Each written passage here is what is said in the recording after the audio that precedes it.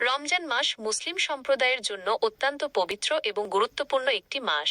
এই মাসটি মূলত ইবাদতের মাস হিসেবে পরিচিত। রমজান মাসে একজন মুসলিম ব্যক্তি বিভিন্ন ধরনের ইবাদতের মাধ্যমে আল্লাহর নৈকট্য লাভের চেষ্টা করে। নিচে রমজান মাসের কিছু গুরুত্বপূর্ণ ইবাদত সম্পর্কে আলোচনা করা হলো। রোজা। রমজান মাসের সবচেয়ে গুরুত্বপূর্ণ ইবাদত হলো রোজা।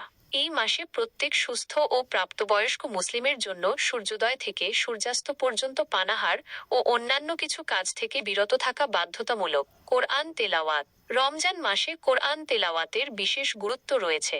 এই মাসে বেশি বেশি কোরআন তেলাওয়াত করা এবং এর অর্থ বোঝার চেষ্টা করা উচিত। তারাবিহ নামাজ।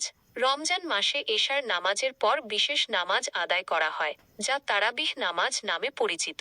এই নামাজ রমজান মাসের অন্যতম গুরুত্বপূর্ণ ইবাদত। দান ও সদকা। রমজান মাসে দান ও সদকার বিশেষ গুরুত্ব রয়েছে।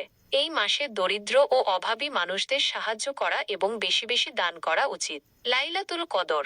রমজান মাসের শেষ দশকের যে কোনো বিজোড় রাতে লাইলাতুল কদর হওয়ার সম্ভাবনা থাকে। এই রাতটি হাজার রাতের চেয়েও উত্তম। এই রাতে বেশি বেশি ইবাদত করা এবং আল্লাহর কাছে ক্ষমা প্রার্থনা করা উচিত। ইতিকাফ। রমজান মাসের শেষ দশকে মসজিদে ইতিকাফ করা একটি গুরুত্বপূর্ণ ইবাদত। জাকাত। ইসলামের 5টি স্তম্ভের মধ্যে একটি হলো জাকাত। রমজান মাসে জাকাত প্রদান করা একটি গুরুত্বপূর্ণ ইবাদত।